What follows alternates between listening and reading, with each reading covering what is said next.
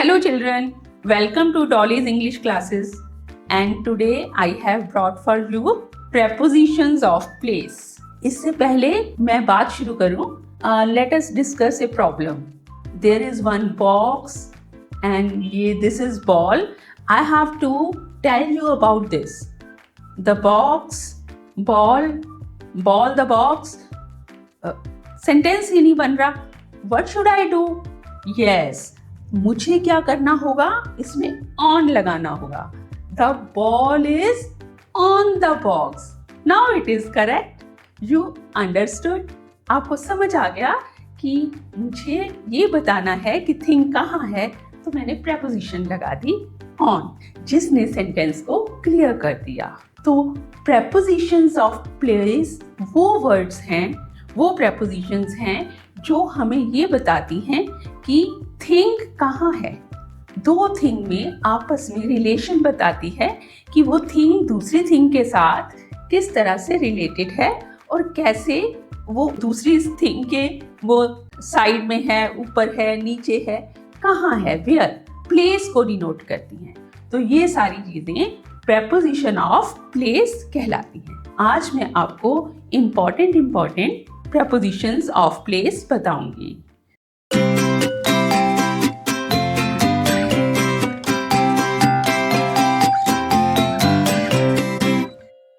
The first preposition is above.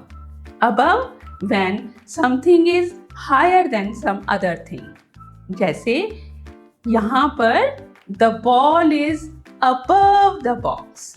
और वही अगर उसका place उस थिंग से नीचे है, जैसे इधर देखो, यहाँ the ball is below the box. तो above ऊपर and below नीचे. Next preposition is on. On when something is resting on some other thing, then it is on. The ball is on the box. But when the thing is lying below the other thing and it is hidden, then it is called under.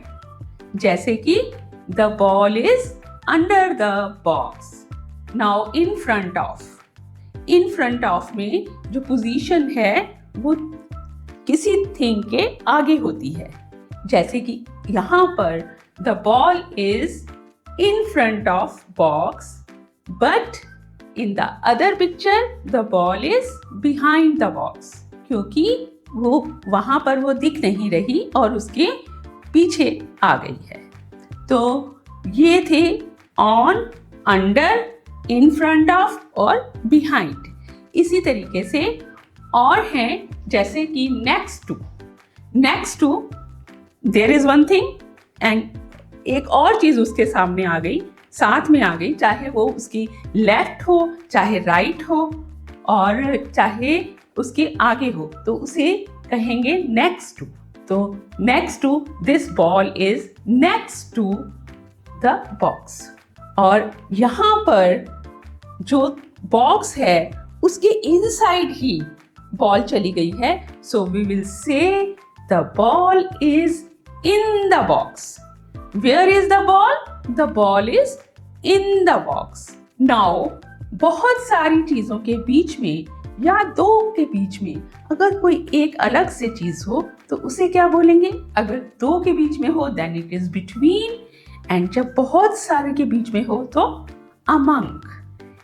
इस side की picture में है, आपको क्या दिखाई दे रहा है? There are two boxes and between the two boxes there is one ball. But here there are many boxes and among the boxes there is one ball. तो बहुत सारे boxes या बहुत सारी thing के बीच में कोई एक thing होगी तो वो among, और अगर दो के बीच में होगी तो between.